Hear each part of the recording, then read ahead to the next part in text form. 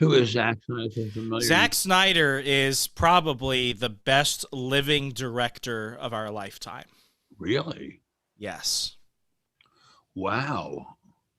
I highly recommend any of his movies, all of his movies, especially his recent Justice League film, which is now on HBO. It is life altering.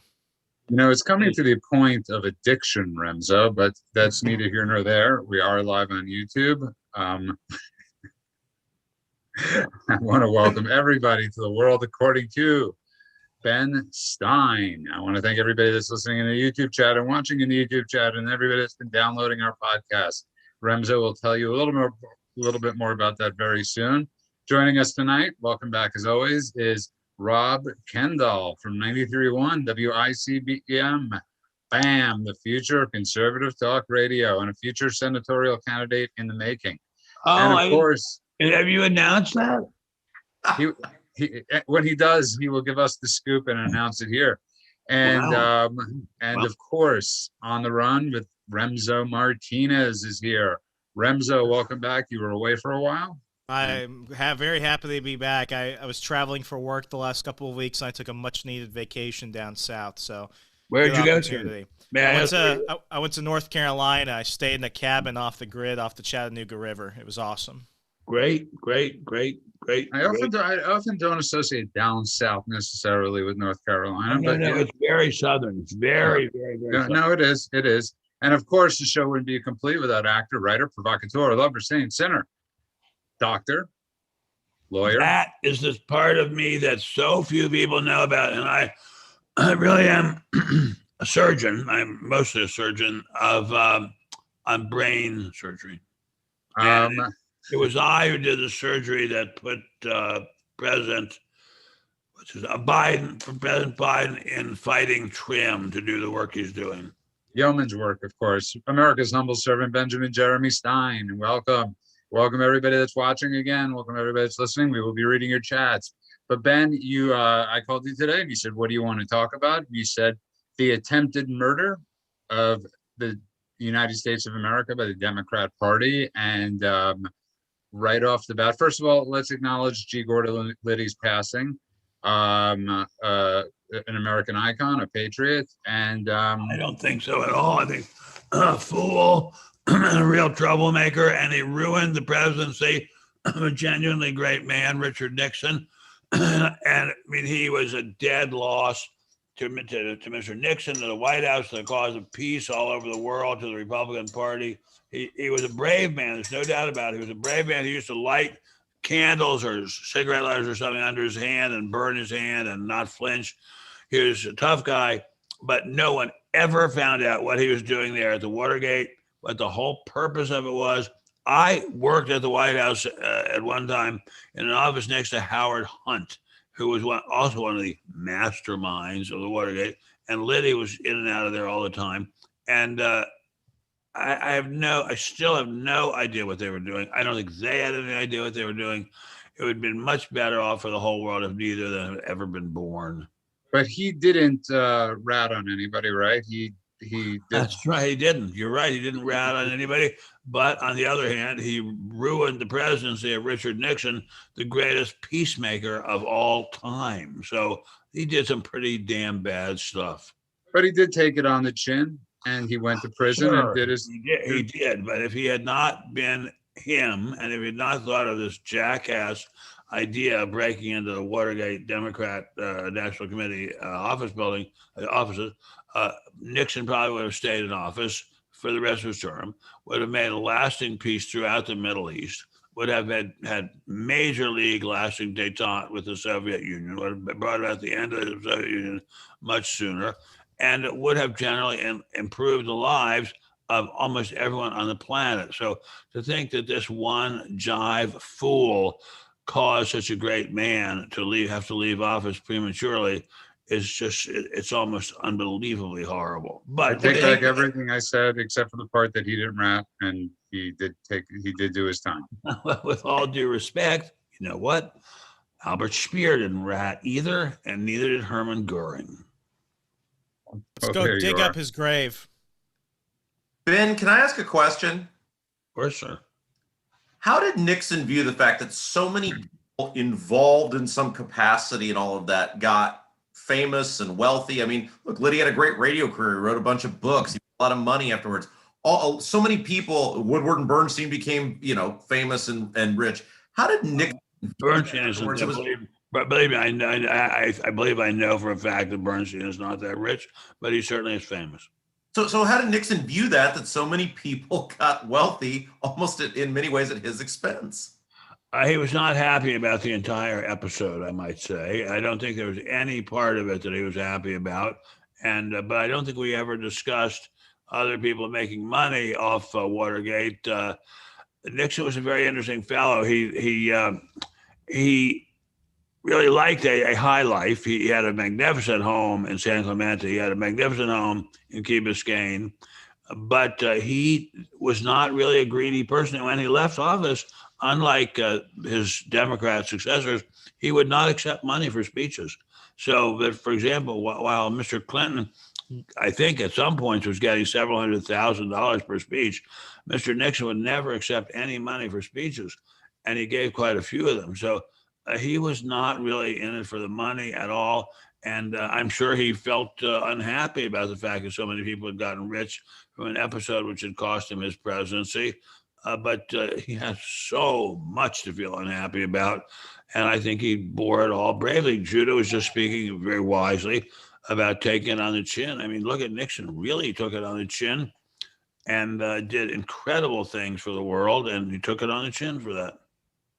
And but let me ask you the next question. Why didn't he take money for speeches? That is something I do not know, except I think he thought he did not want to, in any sense, seem to be under anyone's thumb.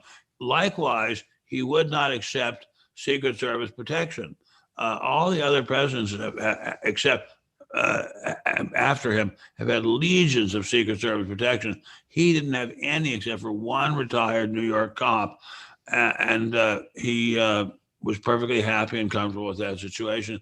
He was a modest guy. He didn't believe in this imperial presidency that we have now. I mean, if you're in Washington now, I haven't been there for a while, but if you're in Washington now and you see the president going by, it's just, I mean, you might as well think that the Roman emperor is going by. There's such a gigantic rigmarole going on. Okay, so getting back to it, you said to me you wanted to talk about this attempted mass murder by the Democrats. I just said attempted murder. Attempted murder. Oh, it is mass. This attempted murder by the Democrats with the United States of America. That would be mass. And what were you referring to? I was referring to, first of all, we could take many different things. One, the catastrophe at the southern border, where all kinds of people are flooding into America without any sign that they have been tested for COVID or any other diseases, without any sign that they do not have criminal records or criminal intent. I was referring to the idea of imposed critical race theory, so that everything gets blamed on the white man and the country moves towards civil war. I think if I could say any clear goal that the Democrats seem to have, it is to incite a second civil war, which would be catastrophic for the United States of America, especially in this era of the kind of weapons we have now. And that frightens me to death. I think it spreads to changing criminal law so that people who commit very serious crimes are let out, often without even having to come into court at all. There's the bottom of the country is sort of falling apart, and the justice system is sort of falling apart, so that people are not being prosecuted and law is not being enforced. So I think there we have a very, very sad, serious, horrible situation where if we cannot rely on the law to protect us, we don't really have a country. If we cannot rely on having borders to protect us, we don't really have a country. If we cannot rely on having a First Amendment and protection of free speech, we do not really have a free country. So, and our Second Amendment, Ben, which is... Well, the Second Amendment is incredibly important too. I mean, there was a reason that the founders put in the Second Amendment. They didn't just put it in because they owned stock in Browning Arms. I don't think there was any stock in Browning Arms. There probably wasn't even Browning Arms.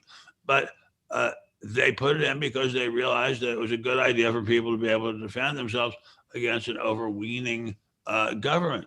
So I don't see anything that they've done so far that does anything except erode and tear apart the fabric of the society.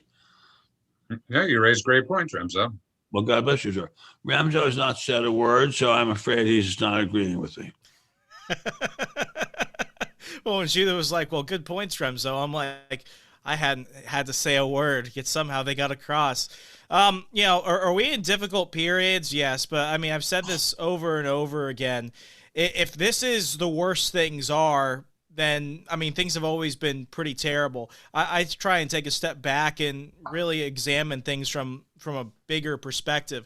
You're less likely to get murdered now on the streets than any other point in U.S. history. When we look at, the creation of the capitalist system, you're more likely to be a homeless person with a cell phone now than ever before. In the United States, we have an epidemic where people are dying of obesity, whereas throughout most of human history, people have died of starvation. I call that progress. All in all, despite the fact that we're going through difficult days, despite the fact that things look bleaker now than maybe even 10 years ago, I'm trying to remain optimistic about all this. May I ask you a question, Ramzo? Where do you live, sir? You live in Washington, right? Yep. Do you not notice there are an incredible number of homeless people? Do you ever walk around where the federal courts are? Do you think those streets are safe? Do you think the streets of Georgia? I grew up in Washington. I can remember when you could walk the streets of Georgetown at any hour, day and night. It was perfectly safe.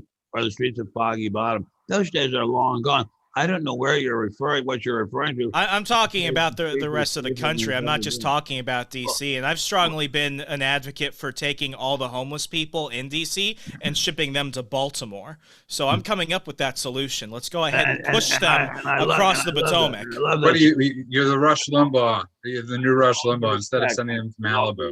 With great respect, Remzo, I don't think your data about the rate of violent crime is correct. The rate of violent crime, it's true. It was higher at one point about 20 years ago than it is now. It's way higher than it has been any time in the last. I'm talking into the scope of human history. Oh, because yeah. No, I mean, I even said that 10 years ago, like things were obviously different, but right now, like one of the things I've been doing is I've been traveling more often. And the first time I went on a solo road trip was about a year ago. I went around Virginia and parts of Maryland, and everyone around me was like, "Don't go now, you'll get COVID," or "Don't go now, you'll die in a riot." And I mean, half the time I was in the middle of nowhere and there was no one really around me, and it was just my opportunity to travel. And even going down to North Carolina, it's so different than what I've seen here in Virginia. They're not enforcing mask mandates. I mean, they're still enforcing some social distancing, but businesses are opening back up. Hotels are actually able to fill space again. I think what people need to do is they need to spend less time online and get more offline because, Have you not noticed, sir, that courts are letting people who are arrested for violent crimes out without even setting a court date for them? The people who commit violent crimes, and not in every city, but in many cities, are simply arrested or not even arrested at all, and then let out and commit crimes again. It's been like that. It's been like that for the past year, but that's why I stay away from major cities. I live in D.C. I haven't been really going around D.C. What I'm trying to say is that the country still, while we're in a difficult period right now, go out and do things. People need to get a hobby. People need to stop watching TV and they need to get on the road. Go see something. Go to Mount Rushmore. Go to the Grand Canyon. I live in the middle of the second biggest city in the United States. I see homeless everywhere. In neighborhoods where the houses are multi-million-dollar houses, I see homeless.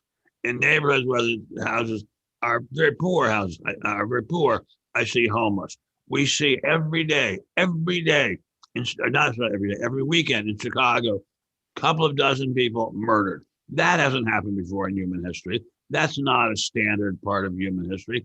I mean, what parts of American life do you think are better than they were 10 years ago? Well, I mean, at this point right now, you're more likely to at least have an income coming in. Jobless rates went down under President Trump. What we're basically also saying is that all the Trump boom, all the jobless rates, all the things that came out of the Trump administration, what we're basically saying is overnight they disappeared. They And didn't while the overnight pandemic- disappear. No, what recovery. We're in the midst of either things worked out or they didn't work out. we're in the midst of a very strong recovery.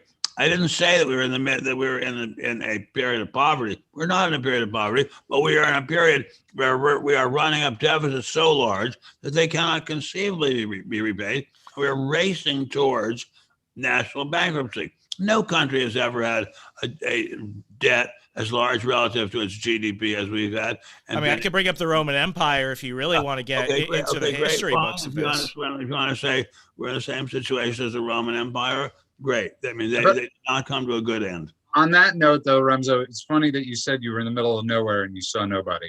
That's usually the way it works. You don't see a lot of people in the middle of nowhere. But I am enjoying this lively discourse. Rob, we will get to you in a second. But Remzo, please tell people where they could find us.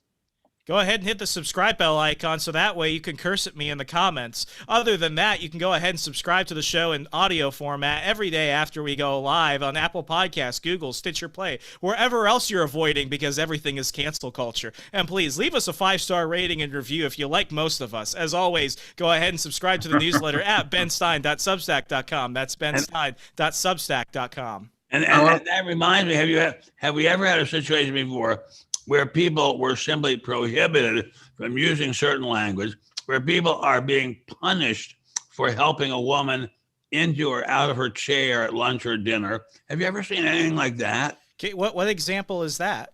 How about his name? I believe his last name is Cuomo. Oh, there.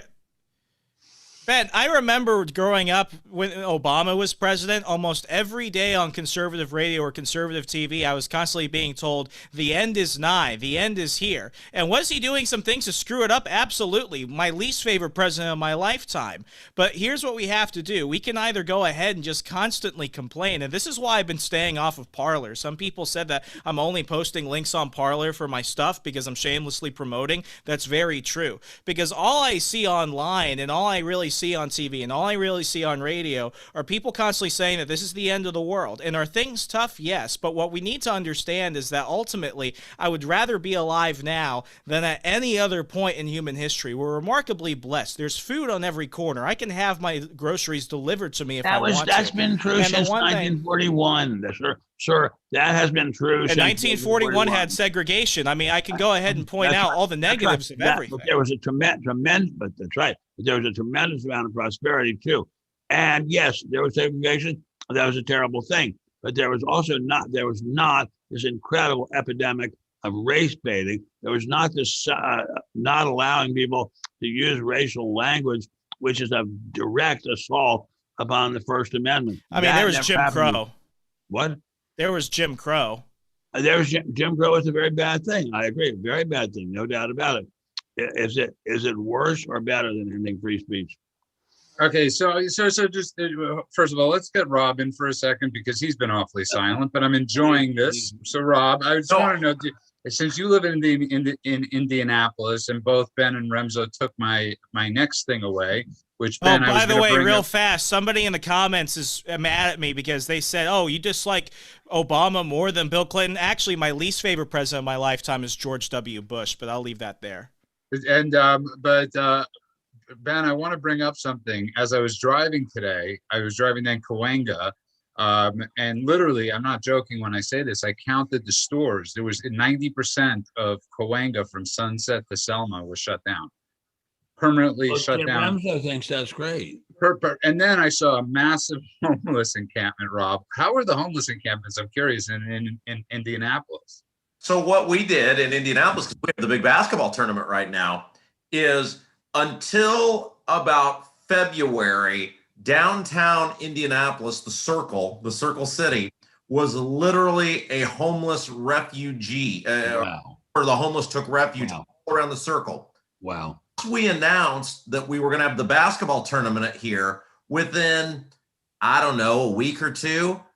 Downtown looked great again. And then it came out, they literally put all the homeless in a fenced-in area and put drapes up so no one could see the home for the basketball tournament. Okay, but that was a clever idea. But the fact that we have an incredible number of homeless is surely not a good sign. The fact that we are allowing people to come into the United States of America in fairly large, not enormously large, but fairly large numbers without any place for them to stay or live, that's not a good sign. The fact that children are separated from their parents, perhaps voluntarily, is not a good sign. The fact, again, that a man, Cuomo, not my favorite person by any means, not by a million miles, the fact that he is persecuted for helping a woman into and out of her chair is unbelievable. It's unbelievable mind control. We have gone back to the age of mind control. Not everywhere, obviously, not everywhere. I wouldn't say it for a minute everywhere, but way too much. God bless you for your optimism, and I think it's great. I think it's fabulous. I think it's wonderful. But can I piggyback off this? Because Rush once wrote a book, The Way Things Ought to Be. And I think that's part of what we're talking about here, right? Rimzo's right from the standpoint of, yeah, by and large, things are pretty good compared to the rest of the world. But we're the greatest idea ever conceived by man, right? Okay. Like pretty good or decent or whatever. That doesn't work given what the people went through to found this country and put it together. America as a collective deserves better because we're the only time in human history this experiment has happened and worked, and we're the last hope, and it's going down the drain. It's going down the drain because we are losing the key foundation part of it, free speech. And I'm impressed, overjoyed that Remzo is so sanguine about it. God bless you for it. We need more like you. But losing free speech, the idea that people can be fired for the slightest word that could be even slightly taken as racist, is a terrifying attack on the First Amendment.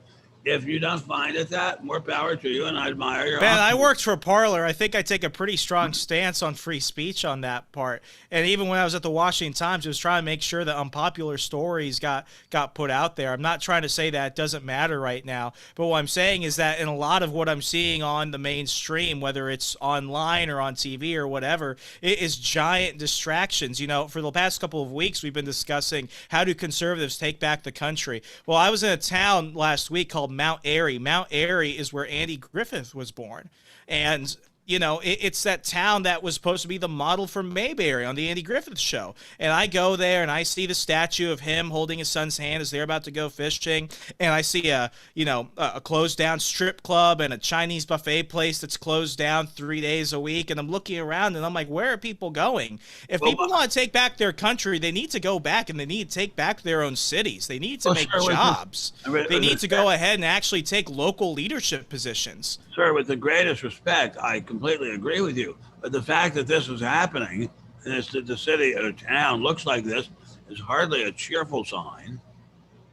No, I'm not saying that at all. What I'm saying is that, you know, we have these opportunities, but some guy in Michigan is going to go online and tweet all day about immigration. Somebody in Texas is going to go online and scream all day about Chicago. What we can do is look at ourselves locally and begin to think, if I want to change the world, I have to start by changing my own neighborhood. I couldn't agree more, but that does not in any sense confound what I just said about how difficult things are. The fact that a person can get fired for the slightest, wackiest interpretation or remark as racist does not in any sense mean things are good in America. It means I'm not trying to say that. What I'm trying to say is that we're looking at a whole bunch of situations. We're looking at situations across the country that seem like they're a lot, but when we really pay attention to it, it's a lot of isolated incidents that we tend to talk about for days Remzo, because it brings good ratings. Remzo, I love you on this one, and I'll defend you on this one. I don't think that the immigration thing is a ratings thing.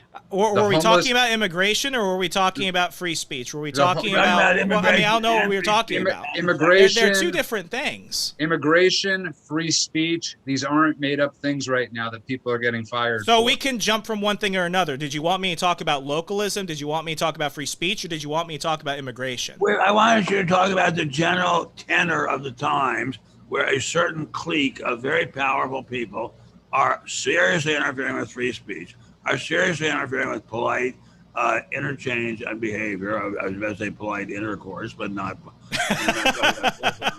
Where a certain segment of people are trying to sort of muzzle a very large segment of the people. I'm talking about a place where we have incredibly, unbelievably rich people controlling very large parts of the society, so that the votes of many, many ordinary people who just work every day at a job from 9 to 5 are meaningless and count for nothing.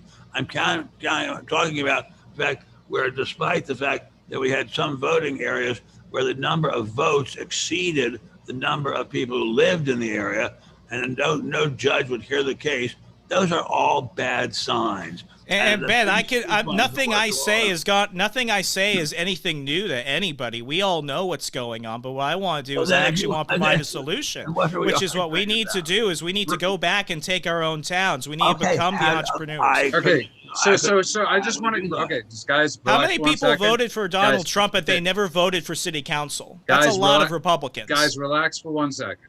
Just so everybody understands this. I want to get back to this homeless epidemic for 1 second. Okay. So last week they did a raid on a park in Echo Park. Okay. Ben's familiar with the area. It's part of Los Angeles.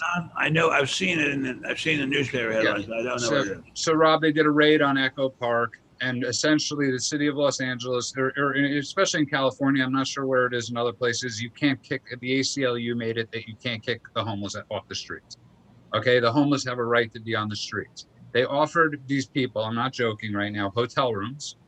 They offered them amenities to stay at, and the people refused to take the city up on this. So there's nothing we can do as a city to get rid of the homeless epidemic, because the ACLU, I believe it was in 1987, people could fact check me on this, completely made it against the law to kick homeless people off the street. So no matter what we do, we will have homeless encampments around us. It's not, Judah, my dear friend, it's not just homeless encampments. A whole town, this beloved town, our beloved LA, which I love so much, is just mobbed with homeless. Not everywhere. I can walk out the door of my house in Beverly Hills and I can walk around the block 20 times. I probably will not see any homeless people. But if I go a couple of blocks to the south, in front of the stores where this really expensive things are being sold, there are homeless everywhere. And so scary. So here's the issue we have in our city, and I think it's a lot of places, is that local governments don't understand homelessness. They don't care. No, you're right. And there's 3 very specific types of homelessness, at least here in Indianapolis, and I'm sure it's in major metropolitan cities. And you have to address each. You bet it is. Versus a blanket solution. There's people who are legitimately homeless, who don't have homes, they've lost their jobs, whatever. Then there's panhandlers who are invested in not having a home because they make money on not having a home. And then there's drugged out zombie guy. So all 3 of them need to be. And woman.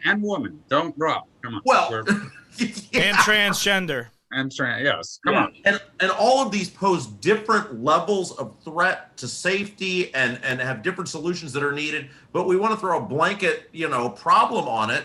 And it's a big problem is people in charge don't know how to deal with these issues, and they're not dealing with them correctly. Well, I tell you, a big giant problem is, if I may say so, and here I will go, and I will throw in my lot with Remso, criminal sociopath though he is. That is, things in this country are by and large great. I personally cannot even imagine day by day a better life than the life that people in middle class and upper middle class and upper class people have in the United States of America. But the streets are filled with homeless. The streets are filled with trash. In some cities, like my beloved San Francisco, which I love so much, the streets are filled with human feces. This is not a good situation. People are pouring across the border, ruining the lives of people on farms and ranches on the border. That is property. Property is sacred under the Constitution. Now we have people saying, this just is, across the internet today, that some crazy woman, I consider her crazy, I am a doctor, I consider her crazy, from a congresswoman from the Midwest, says that the Constitution is itself a racist document. We've got to get rid of the Constitution. If we get rid of the Constitution, we might as well be Bulgaria. I mean, this is a terrifying situation that a woman in the United States Congress is wanting to get rid of the Constitution. That is very scary, and she has friends. I wanted to say something, Ben, before we get to Remzo in a second. Marco Rubio, who we all know is going to be running in 2024, and maybe he'll grow a little bit this time, actually invited the migrant children to the homestead in Miami today, because they have a facility there that's been shut down because Miami didn't want the immigrant crisis going on over there. He, in his infinite wisdom, has invited, I think they have a facility for over 4,000 people. So there you go, Marco Rubio, the leaders we, the Republicans, have elected, and the people we have to think about in the next elections who, and this is where I do agree with Remzo, and I think we could all agree, we really need to start looking who's on the ballots. In every which way known to man, we really have to start looking at who's on these ballots. Remzo, if you just tuned in, you are listening to The World According to Ben Stein. Please tell people where they can find us. It's the end of the world as we know it, but we're all doing fine. Go ahead and subscribe to the show. Hit the bell icon. Wait a minute. I'm not doing fine at all. Find us on the internet. Google us. I'm not doing fine at all. And so I will say, I mean, tonight, all I had. Ben, is this not your best time of the week? We get to talk. We get to chew the fat. I don't question that you personally are the best part of my life, except for my wife. I don't question that. But I do say that it is upsetting as hell to drive through West LA and see legions of homeless people. It is as upsetting as hell. It is as upsetting as hell to read in my local internet communications from people in my neighborhood in Beverly Hills that their houses are being broken into, that their yards are being broken into. A guy just wrote that he bought a house in Beverly Hills, just a few houses from my fantastic super house, and he was unpacking, and there was a homeless person wandering around his backyard.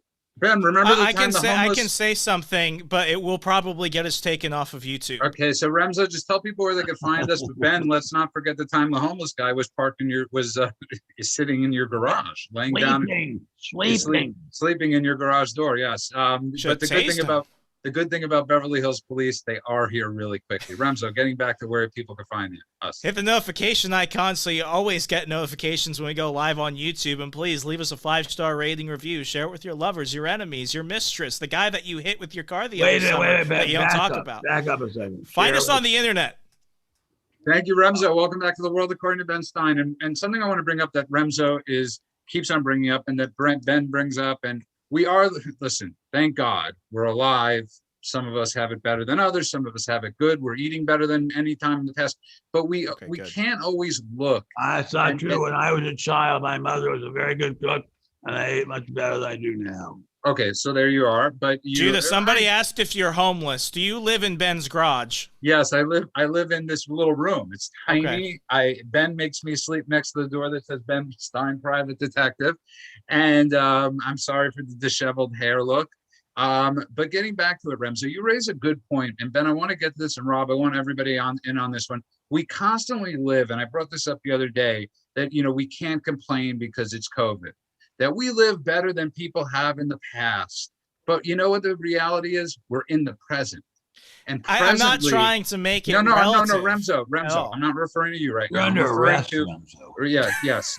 For speaking, Remzo, you are banned for speaking. The idea that we're all doing great is so fucking racist. It's unbelievable. Maybe you are because you're a white man. Yes, fine for you. White, you know what's funny? You know what's genuinely funny about that? I did that whole 23andMe thing where you spit in a tube and you send it off to a lab.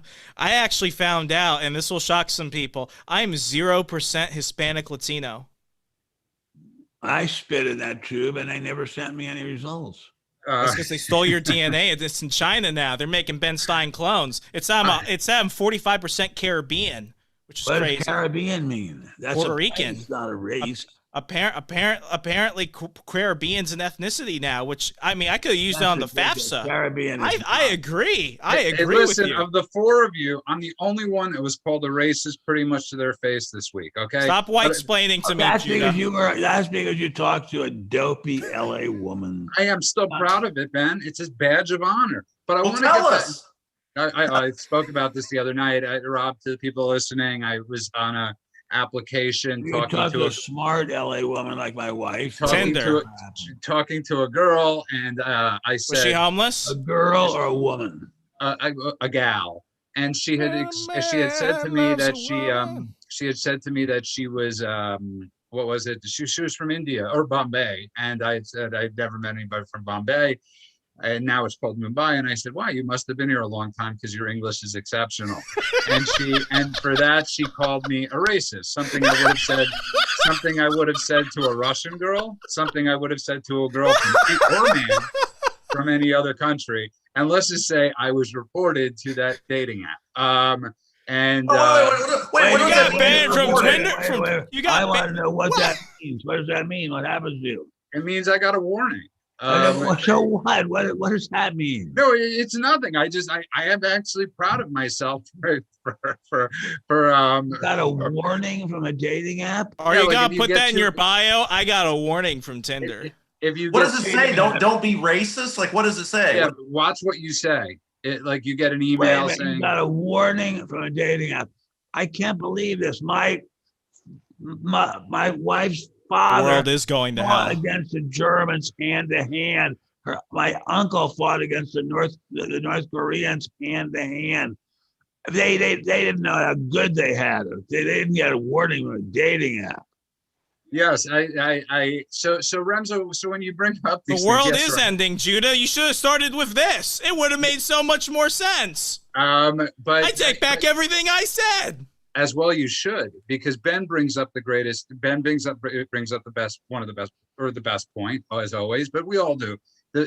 What's frightening more than anything to me is the free speech thing. Yeah. And I know we've said it for years, and I know we this and I know we that. And to the people that are listening, Ben thinks Cuomo belongs in jail for the homing for the older age homes and the crimes committed there, but not for the sexual harassment Not stuff. in jail, in prison. But this suppression of free speech is absolutely frightening. Terrifying. And if people aren't frightened by this, Remzo and Ben and Rob, I don't know how the callers take this, what they're saying to you in Indiana, but it really is a scary thing that you can't speak. Yeah, so we actually kind of, to branch out this, had this conversation today about these new COVID passports. And What?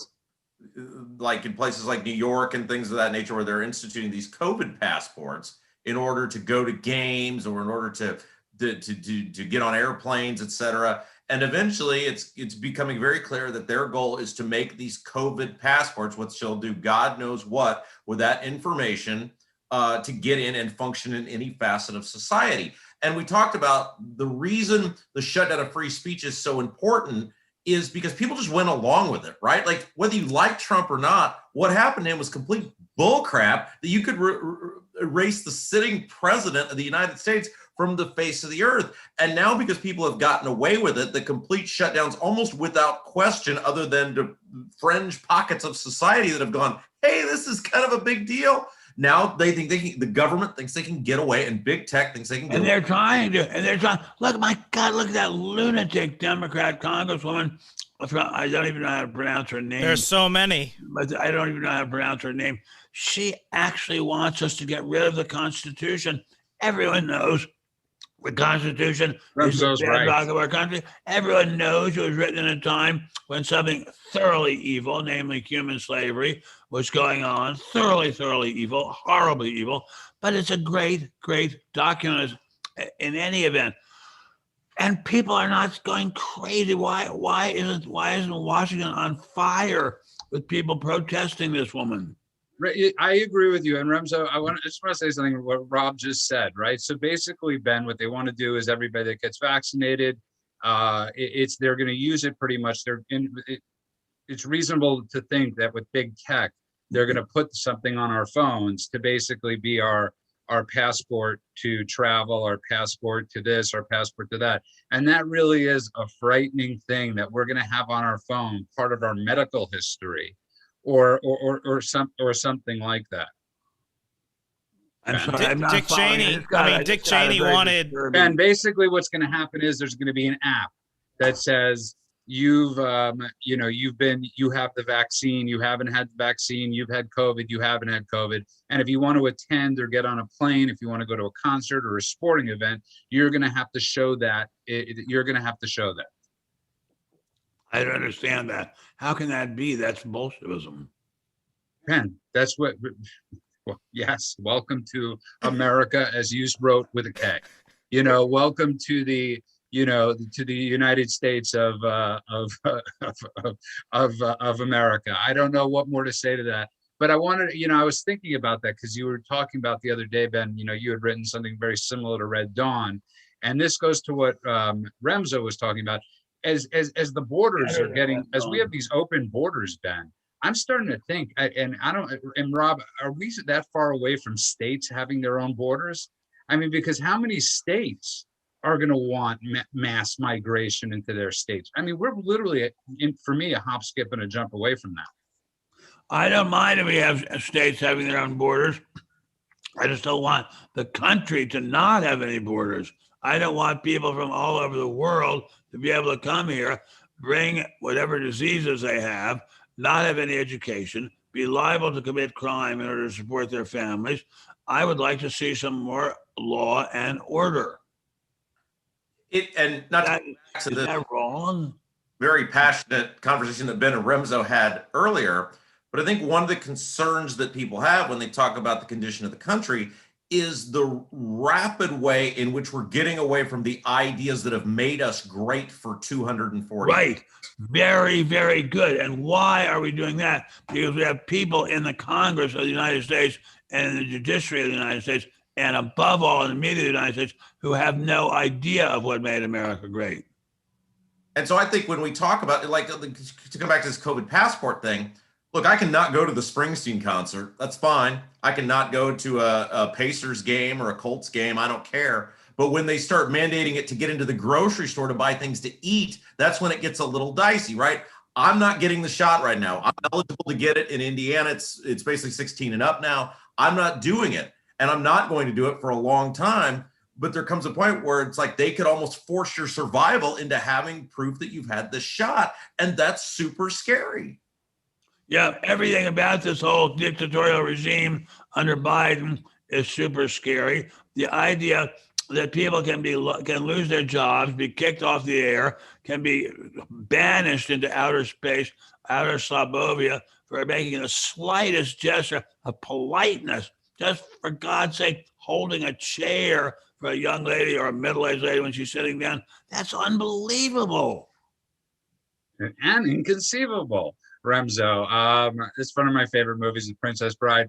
But Remzo, I mean, you're the youngest of the lot. So, and I don't say that you're extremely smart. Did you just assume my age? I'm reporting you on that dating app again. Look at that! Isn't that ageism? Is that not ageism? Because you are. And the reason I bring this up is, when Remzo was born, or when Remzo was 10, this was nothing. I wasn't born. I was just brought out thin air. This was nothing but a dream, something like this, Ben. I mean, it wasn't that long ago. And I said this the other night, Rob, where or I said this to somebody on the phone, when you would call somebody, if you would call a girl on a date, you'd have to sit at home waiting anxiously for that return phone call. And you might make 5 or 6 different calls. That was just me.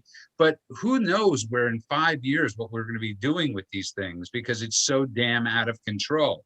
Because if you let them do it with the vaccine, what else are they going to allow the phone or our phones to be access points to?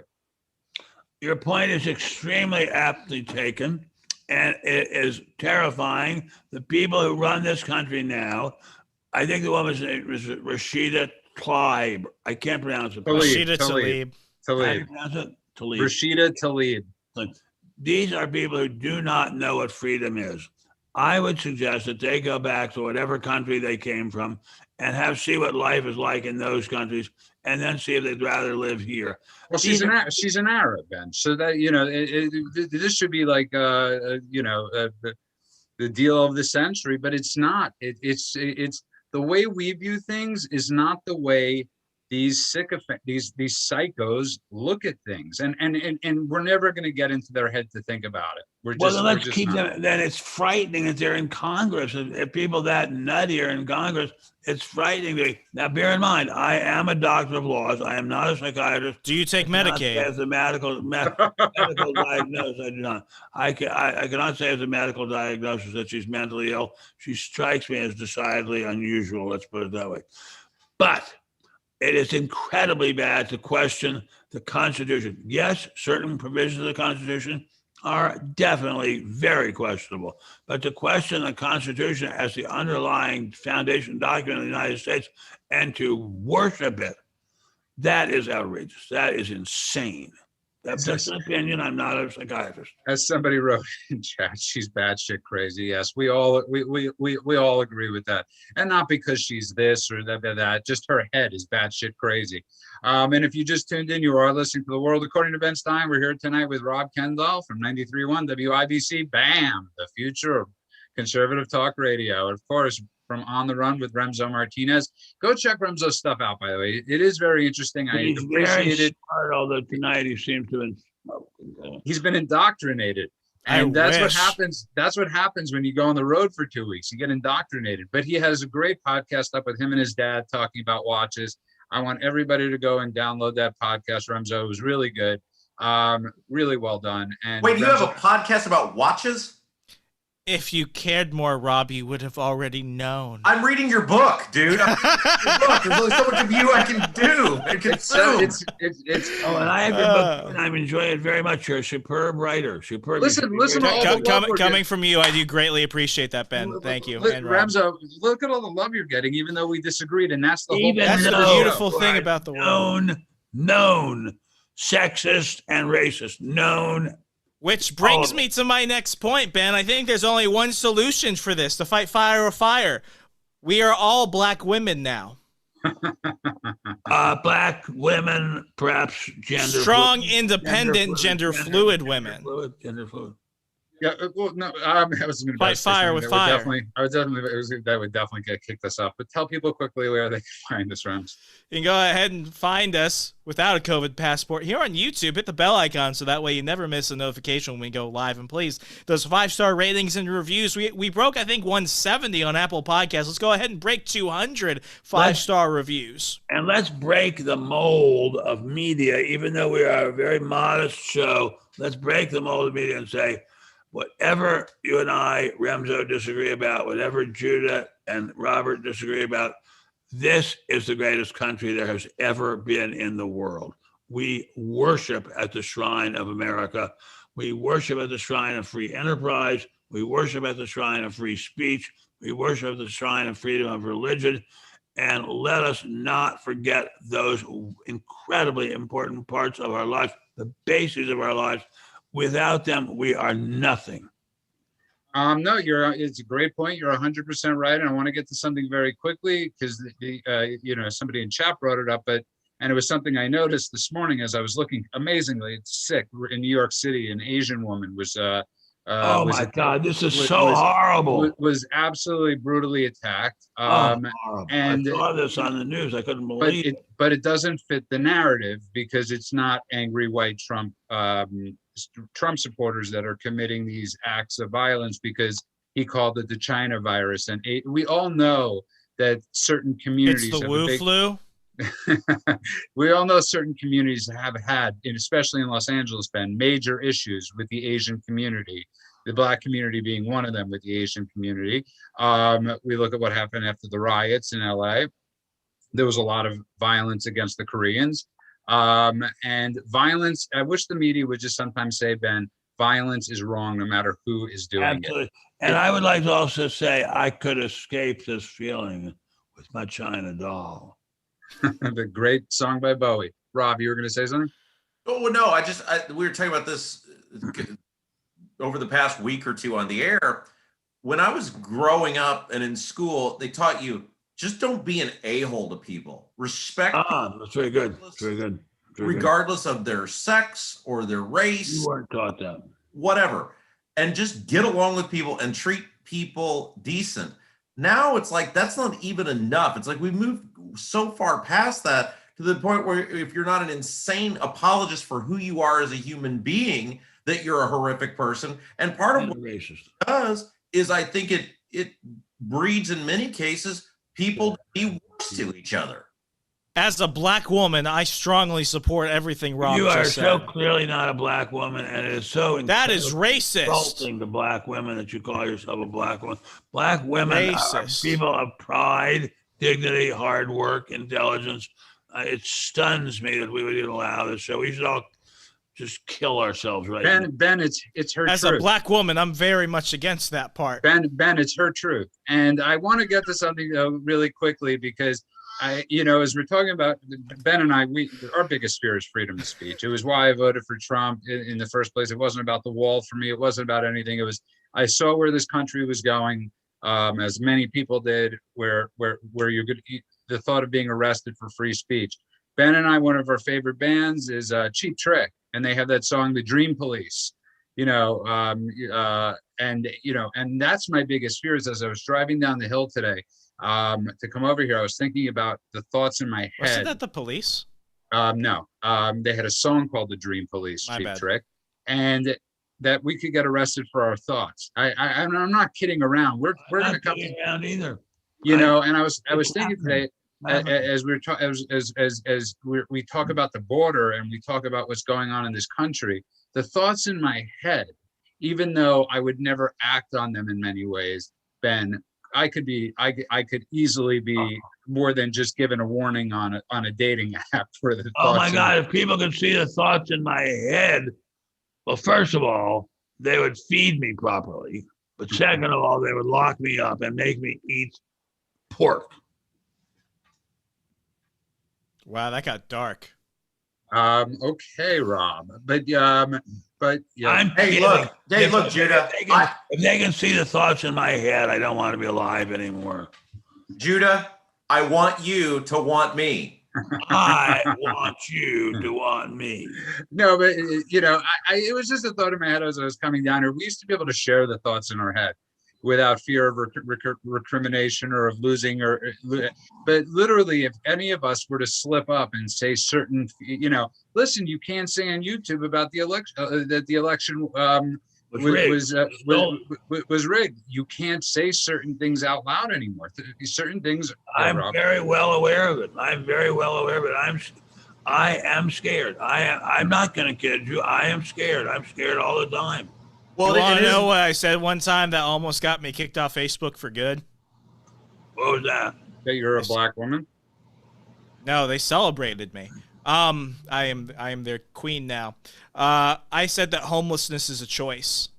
And within 5 minutes, I was restricted from my account and Messenger.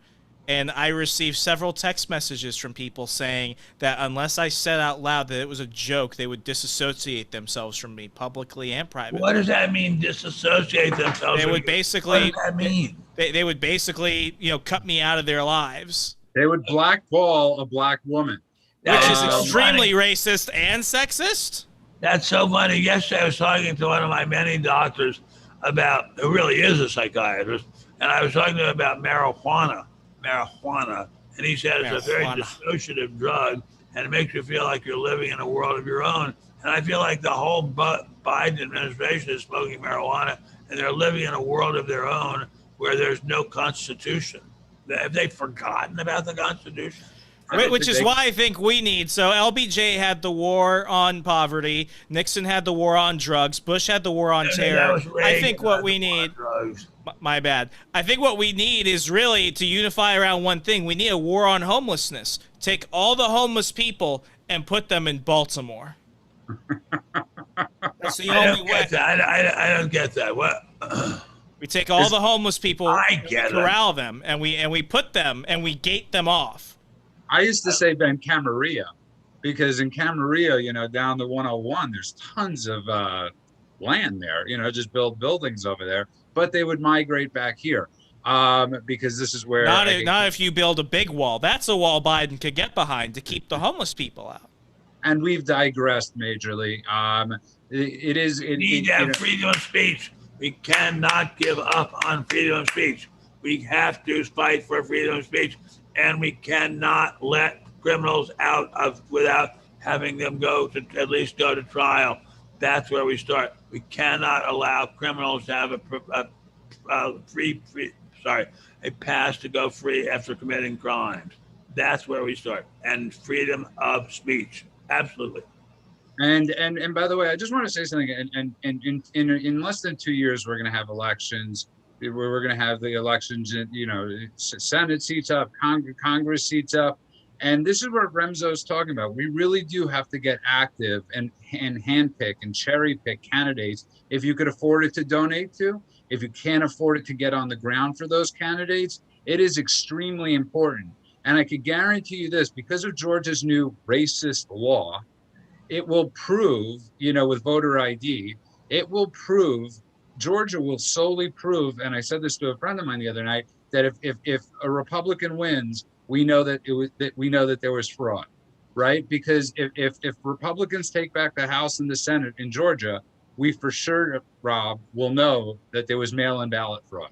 So this is fascinating when it comes back to the free speech and why they want to cut it off. Because the narrative now is that they're denying you water if you're in line to vote, which is absolutely not true. It doesn't say that at all. It just basically says you can't be out campaigning and bribing somebody with a bottle of water and vote for so-and-so. It's absolutely ridiculous. But the point is, because they've choked off free speech and the ability for people to object to this and then be heard if you object to it, you've got idiots like Major League Baseball going, oh, well, maybe we'll pull the All-Star game. Or now they're coming for the Masters. Now, the Masters has given them a middle finger back from what it sounds like and said, have a nice day. But the point is, people respond to this and engage in it when it's not true at all. It's not true at all. And again, it is being used to fight against free speech. The great cudgel that the left uses to attack free speech, which is so basic that you wouldn't think anyone could possibly have a weapon that could attack it, is racism. They've taken this racism, which was a terrible, terrible, terrible problem in America, even when I was a child, terrible problem. Now it's gone, but now it's been resurrected to destroy the Constitution and destroy freedom of speech. It's gone, except it's back when it can be used to destroy freedom of speech. That is a terrifying situation. And somebody brought up something in chat, and I want to say this, and yes, we all agree that the elections were manipulated. I could say that. I don't think that's wrong. Manipulated, Remzo. But to keep on saying this, and this is what you were referring to before. We have a choice right now. We and Rob in Indianapolis and all these places, we have a choice. 700,000 people stayed home on the runoff Senate election night. I believe that's the number. I could be wrong. Of Republicans didn't go out and vote. Because they're criminals. We have a choice to fight rigged and punch back the riggedness. We do have that ability, and we could take it. We could take it sitting down, or we could. And this is where it comes to Remzo. We could fight it. The Georgia elections were always going to be lost. I want to agree with you there. Why is that? Because Kelly Loeffler's a criminal. Okay, Remzo. There's still 700. Remzo, still 700,000 people. Because they were terrible of their constituents. They had terrible constituent services records. They didn't vote the way they wanted. They were always going to lose. I agree with you on almost everything, man. I'm not going to agree with you on that. They were always Remzo. Remzo is here to make trouble tonight. He is not. He is. He's a rouser tonight. He's been indoctrinated. I mean, the elections are rigged, and then your senators are criminals. Why show up? I mean, it's one or the other reason. Well, originally, Remzo. We don't want a Democratic Senate. That's why. Yeah, because Remzo, sometimes the ends do justify the means, and I agree with you on this one. Herschel Walker, I pray he's running in Georgia in 2 years. I would love to see Warnock go against fight against Herschel Walker. That is a dream matchup. And you're right. This is what I said, Remzo. I didn't say we have to get better candidates. We have to on all levels. It's why I keep on saying to Rob that he should be running. It's why people say to Ben that he should be running. even though he was offered to run for the governor of California, I believe. I was asked to. You might have another chance, Ben. I'm too old, tired, and sick mentally to do it. I'm sick mentally of seeing our beautiful free speech constitution being attacked by people who don't know their ass from their elbow. You're 100% correct, and I think the only antidote is to keep on fighting, keep on screaming, to keep on saying what's on our mind, and not, like you said, Ramsey. One of your biggest things is about bitching and whining and people on the news. The best thing people could do is not live in the past, but go to the future and start working their asses off for the next election cycle that's coming up, because it's coming up on us really soon. Really fast. And it's going to be upon us. We've got to start working. I'm going to have to sing now. Okay, Ben, can I let Remzo close it out, please? Oh, I can't sing. No. Remzo, tell people, Remzo, before we shut it down, can you let people know where they can find us? If you're on here, you know how to use the internet. Go and hit the button that says subscribe so you never miss anything. And while you're at it, the next time you go and take a poop or something, pull out your phone, because I know that you do, and go to Apple Podcasts because it's on your phone. Go ahead and leave us a 5-star rating and review. Tell us how awesome we are, so that way we keep growing like it's nobody's business. As always, find us on Google Play, Audible. You know how to use Al Gore's amazing internet. Use it for some good. And on that note, I want to thank Remzo on the runs or on the run with Remzo Martinez. It can be on the runs depending on when you listen to it. And of course, Rob Kendall from 93.1 WICBM. BAM, the future of conservative talk radio. Of course, America's humble servant. You can find them at spectator.org and on Parler at Ben Stein. And you can find me on Parler at Judah Friedman. I want to thank everybody that's been listening tonight, everybody that's watching. I love your comments. Thank you sincerely. And spread the word. Ben Stein, please take us out. Oh, Lord, my God, when I in awesome wonder consider all the worlds thy hands have made, I see the sun, I hear the I hear the sound of thunder, thy power throughout the universe undone. Well, that's enough for now. Good night, everybody, and have a pleasant tomorrow.